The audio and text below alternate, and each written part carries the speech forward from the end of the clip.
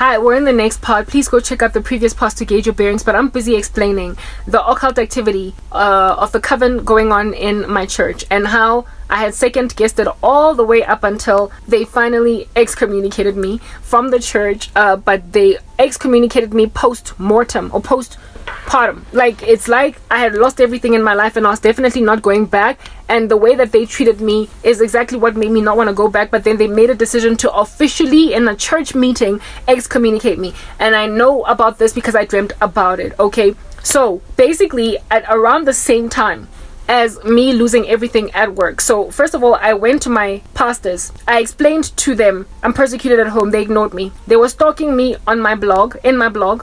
When then my mom and my sister did an abominable thing and booked me into a psychiatric hospital for being crazy, because I knew what they were doing. Like, I had learned that my family members were involved in sorcery, and I had communicated to them that I know what you're doing. I was not only writing about it in my blog, but I had also, confronted them. And it was due to this that they decided that they're going to book me into a psychiatric hospital. I was still employed and everything at the stage, but it was also happening at the exact same time that MTN made a decision to suspend me without cause at work. Murphy's Law. If everything could go wrong, it went wrong around this time. The story of my suspension without cause is another one for another day. I cannot labor on it right now. I've explained it also in the past. So if you've been following me with any level of seriousness, you will know the story, right? I can't add it, otherwise I will end up with like 10,000 a day long series. Okay, yeah. At exactly the same time that happened, MTN started working with my mom and my sister. And they booked me to a psychiatric hospital, and MTN was basically waiting for feedback at the psychiatric hospital to make a decision on my case. What does that have to do with anything? MTN, of which being the company, they gave my family my medical aid details, breaching contract with me as a staff member. So many crimes were committed against me, guys, so many. Anyway, when that happened, remember I told my church, my pastors, my family's persecuting me. When the persecution got to this height, now this is serious. Now this is not just they gossip her among each other. Now this is not just gonna not only had my my company then suspended me and done all that stuff, and my family lied. I was now no longer living with at my mom's house, because when I was newly saved, I made a decision to move back home to pay off my debts, because the Bible says, oh no man, nothing except love. And then only I was going to buy a house. I had finished paying off my debt and everything, and then my mom decided to kick me out of home. Persecution. She kicked me out of home because I discovered that she was busy with stuff with me, right? Kicked me out of home. That's my mom. Had to find an apartment real quick. Finally, that's another story for another day that I cannot labor on as to how that even happened. But now I was living in my own apartment in Lone Hill, Fourways. So essentially I was away from these people who were persecuting me, but they fetched me anyway. When you run and they come for you where you are at. My mom came for me where I was at. There was this woman at my church that used to come to my church every so often, but then mostly she was located somewhere else. Okay, this lady, I had a dream about her being a pastor over a very small church of ghostly looking women.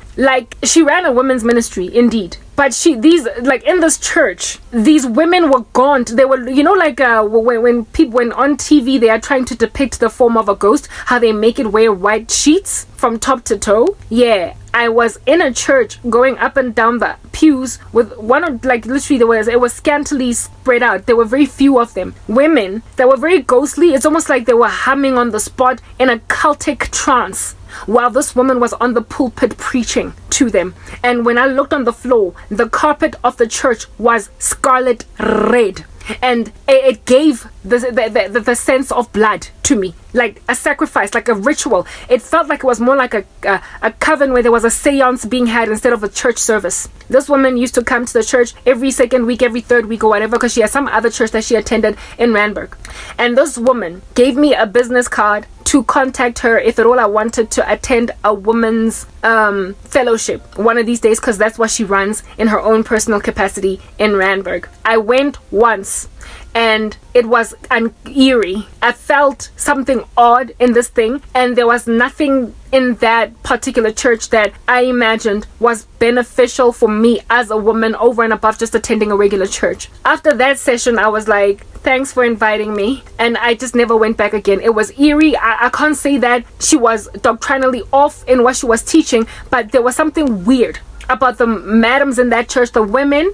And they were also like, you know, when people are obviously trying to get you to stay, like there's something kind of cultic about it all. Mara, I couldn't put my finger on it, just like this church, like it was Stepford. Everything about it looked right on the surface, but something was off, right? This woman, I went to one of her sessions once, never went back again. And I believe she used to attend the church where I was at in order to recruit for her little establishment, and I believe she had a contract with the church where I was at to indeed see if she can't do something. Like, I think it was one web of the occult that was operating, and she every so often came to the main branch to get some recruits, right? I went to her little establishment, didn't like it, never went back. It didn't sit well on my chest very well. When everything happened to me, do you understand? Here it is that I am booked into a psychiatric hospital. I got discharged very quickly afterwards because there was nothing wrong with me. And the doctors, some of them, they were Christian, like miraculously, right? But nonetheless, when I was there, I called my pastors, told them, remember that persecution I told you about? It's gotten to this height. Explained the whole story to them. When I had gotten suspended from my job, that was before this whole thing happened. I was sitting at home when I got thrown into the psychiatric hospital. My mom brought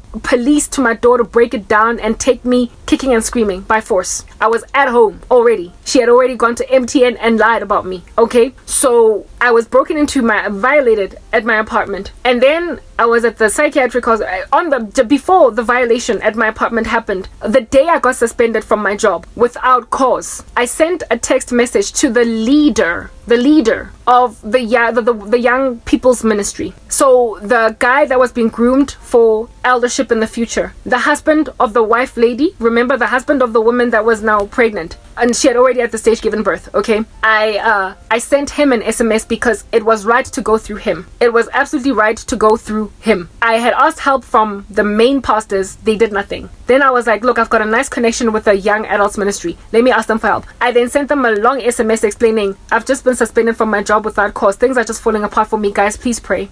The response of this guy was, oh my goodness, Karabo, whoa. In fact, he tried to call me, but I was driving, right? So I didn't take his call, and he texted me, and I responded to the text message. Everything was cool. I'm thinking, okay, I'm getting support from my church. Next thing, that guy who told me, we're gonna gather together, regroup, pray, we're gonna come and see you, we're gonna see what's going on. After that text message that he sent me and us going to and from, he just went dead quiet.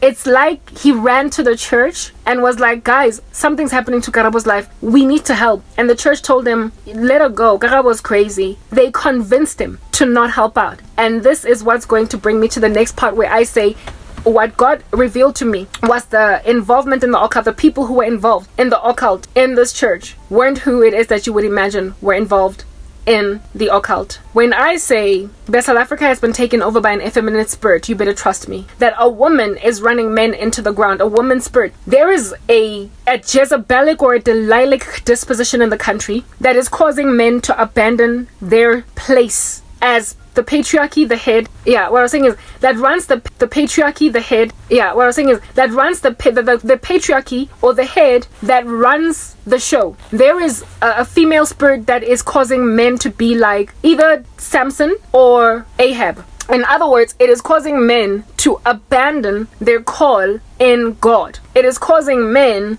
to not do what God would have them do. And evidences of that were already apparent in this church. Let me tell you the dreams that I got while I was still in this church and while I was still employed, before everything fell apart in my life. But remember, in this church, every dream that I got about them, I would second guess it because no, these are such nice people. One night I had a dream. It was such a dark, dingy, incredibly intense nightmare that when I woke up, I did not, I ignored it straight away. I immediately prayed, but I thought, remember, they were saying that anybody who's got a cessation in the soul, anybody who keeps on getting dreams and they think they're from God, they're not, they're from the devil. So that dream was so demonic. There was so much darkness in it that I immediately wrote it off as, get behind me, Satan. Far be it from me to believe such a thing. How dare you speak like this of my people? How dare you mar and you tarnish the name of my brethren? I was so upset at that dream that I rebuked it as a lie. Shouldn't have done that. In this dream, let me tell you, I told you the lead, the head of the young adults ministry was the son of a man that had raised this boy in the church, and they were looking to him to take the baton. The dad joined the church when he got with the wife years ago, and they were in this environment. The mother of this guy loved this girl so much, like the wife. She was so besotted with her. Like, you know, women have got issues with mothers-in-law, but this woman did not have issues with her mother-in-law. And I was like, oh my goodness, how I wish I had a mother-in-law like that, you know, one day, like one that's gonna love me that much. She was that cherished by her mother-in-law. I had a dream, guys, of their wedding. This guy was wealthy. The dad was wealthy. He was doing very, very well. He'd arrived like a typical white male, like old money type thing. And he married the wife that was the mother of this boy. And this boy was an only child belonging to a mother and a father pair that could have had so many more kids, but they didn't, right? Anyway, in this nightmare, right, it was the wedding day of this guy and that girl. So basically God was showing me the day of their wedding. This girl had told me before how she met this guy, and she also made mention that she was introduced to him by his mom.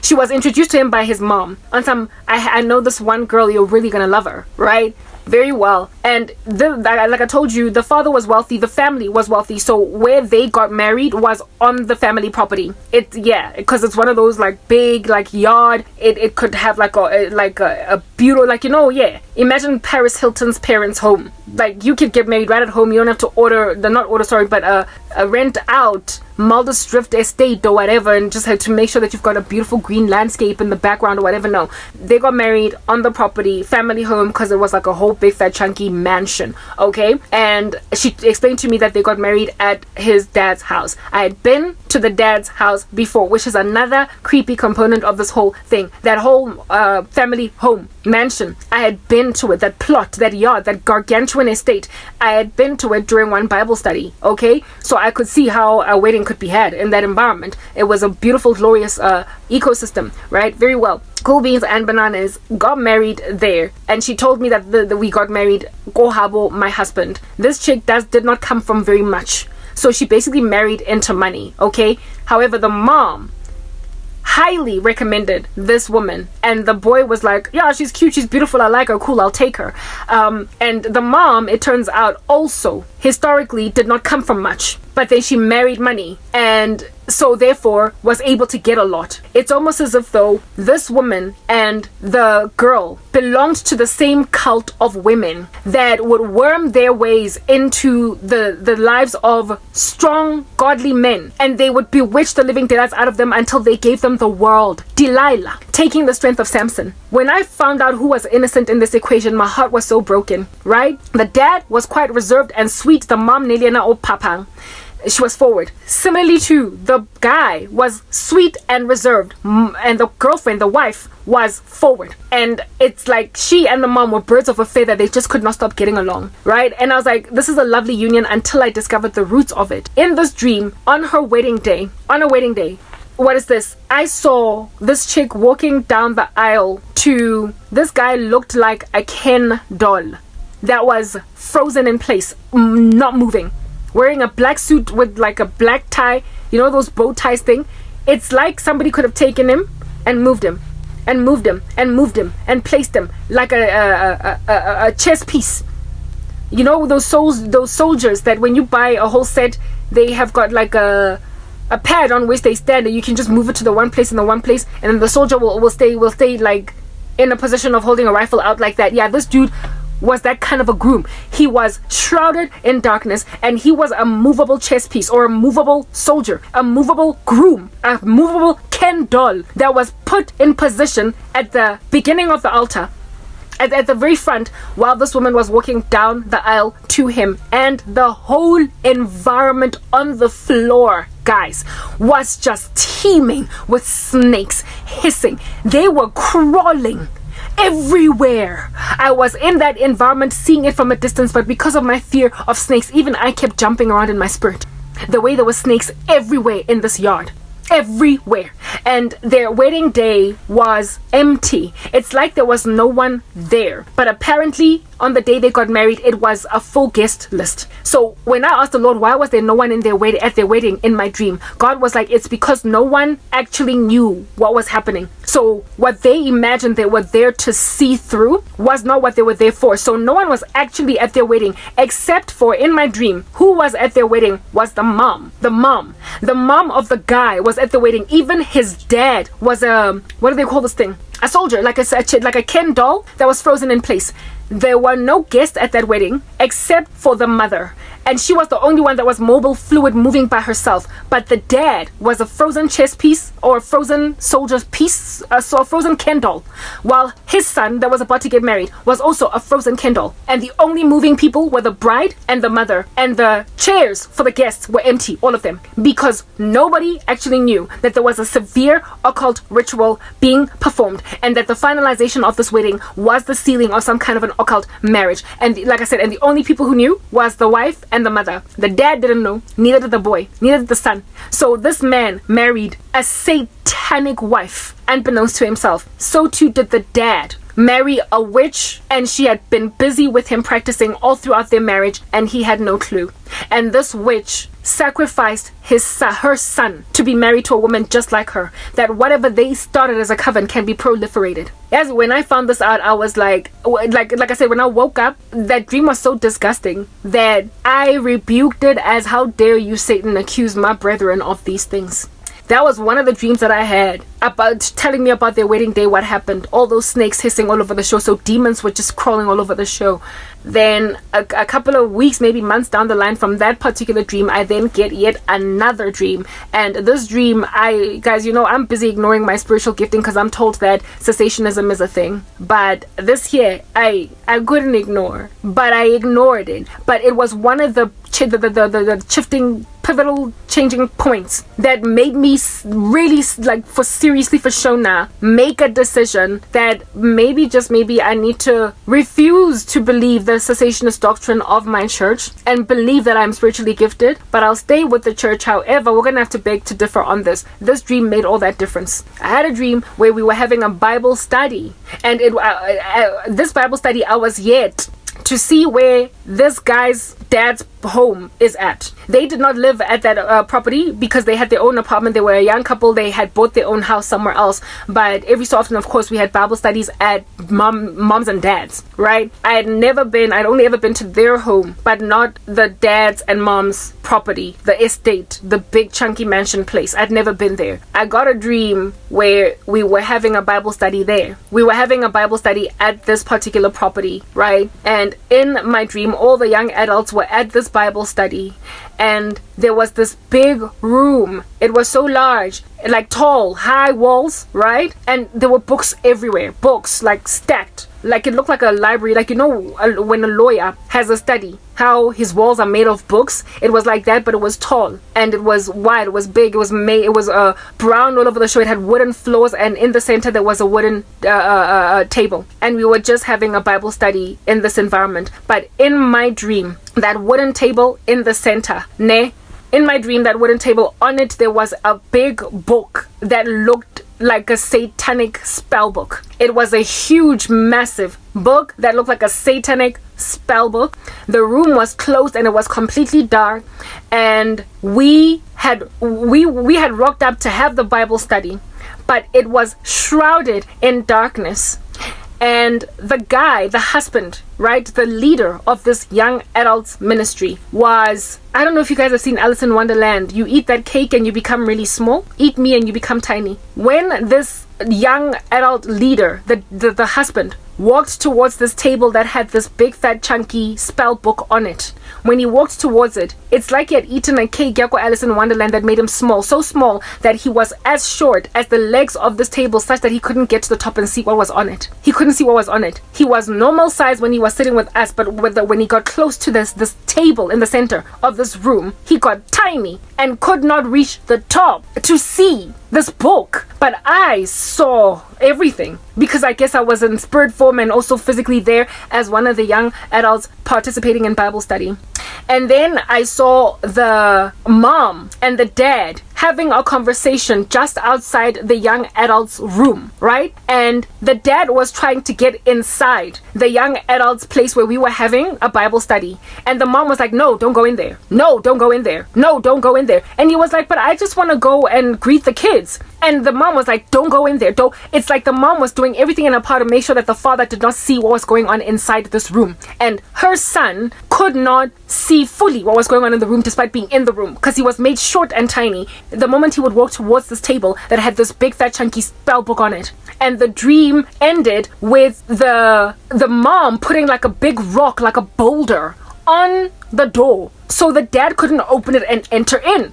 When I woke up again, I was like, hey, God, what in the world? Like, what's with these funny dreams? Lo and behold, a couple of weeks down the line from that dream, we have Bible study at that house that I've never seen before. Guys, you know goosebumps? You know goosebumps? When I walked into the room where we were having the Bible study, like hand to glove, it was a brown room it had books for walls, like a lawyer's office, and it had tall walls, and it was broad, and there was a table, a wooden table in the center, but it did not have a spell book in the center. That was just one of the rooms in the house. It was just one of the rooms in the house. And when I saw this room, I was like, goodness gracious, I dreamt about this room. A room whose walls are made up of books, and with there being a table in the center that's wooden, and the couches that we sat on to have the Bible study, the corner couch, it was exactly the same one that we had in the dream, except the door was, there was no argument of the parents at the door there, and the guy was of course normal height in waking life. But God was showing me that room, there was so much occult activity that happens in it, and all these books across the walls, all these books that are in the bookshelves that make up the whole house, it was a wall of books. They are occult books. I think the Lord was telling me that it's not just, novels and like law books or books on engineering and Bibles. This is a room filled with spell books, and that's what these books are. And the mom was trying to prevent in my dream the dad from coming inside this room. I suspect likely because of some of the content that is in here. The dad, long story short, by the time I left that church, the conviction that I had was that there was a coven being run in the church, and the members of this coven involved this family, but the dad wasn't in on it, neither was the son. The guy and the husband, the dad and the son, had no clue that their wives were severely involved in the occult. And I tried to tell the husband guy. After they abandoned me, they ditched me when I asked them for help because I was being persecuted. I texted the leader of the Bible study. No, I didn't text him. I texted her. I texted the woman when it finally dawned on me, because the dude, right? I sent him a text telling him I'm losing everything, and he was the right channel to go through according to escalation channels in the church, since he was the leader of the young adults ministry, and then he was going to chart a course of movement to see what we're going to do for this woman. And then it all went dead, and when it went dead and a couple of days progressed and I'm busy not getting supported and everything in my life is falling apart, I'm losing my church, I can't go there, they're ignoring my issues, they're ignoring me. I then at that stage wrote a text message to the lady, the woman. So this now I was told, it's like I was writing woman to woman. I was like, this is what I dreamt about you. I didn't accuse her of witchcraft or anything, but I told her I had a dream of this nature about you. I had a dream of this nature about you. That's all I did, and I left it at that. She did not respond to me. Instead, guess what she did?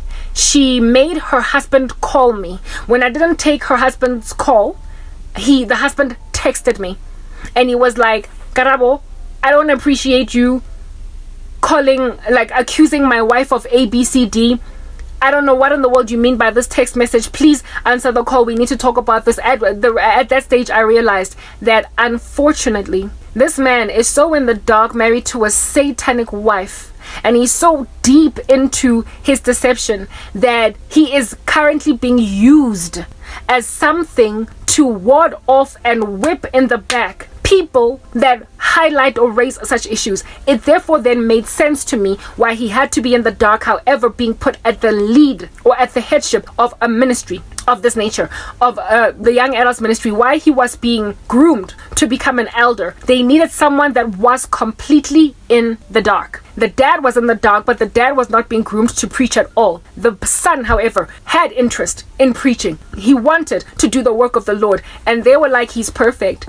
Because, the thing about secret societies and esoteric organizations is they often need a scapegoat of that nature because their secrets are so extreme. People can, upon being put under a great deal of duress or being made to live in fear, ultimately blurt out secrets. So when you have God, a person inside that is a decoy, that has absolutely no clue of the occult activity, there are no risk, there's no danger with them. So they then get used as a medium, as a go-between. So when then people like me find out that there's a coven operating, it's going to be so bizarre, the accusation to a person that is neutral and knows nothing at all, that they will get written off as crazy, once and for all, just severed, yes, from the environment. The kind of stuff that would indeed justify for an excommunication. This dude could not be riddled by guilt. He could not operate sufficiently in his role as a decoy if he knew exactly what was going on, because he might just trip up and say something that's going to get everybody busted. He had to be 100%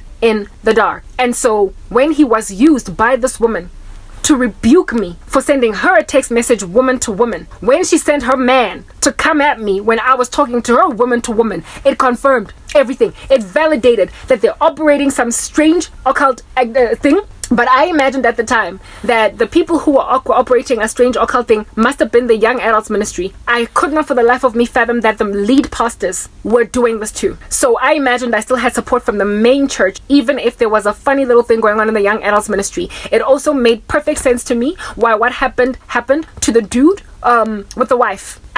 Guys, as in, let's just move on to the next part while we continue to explain this thing.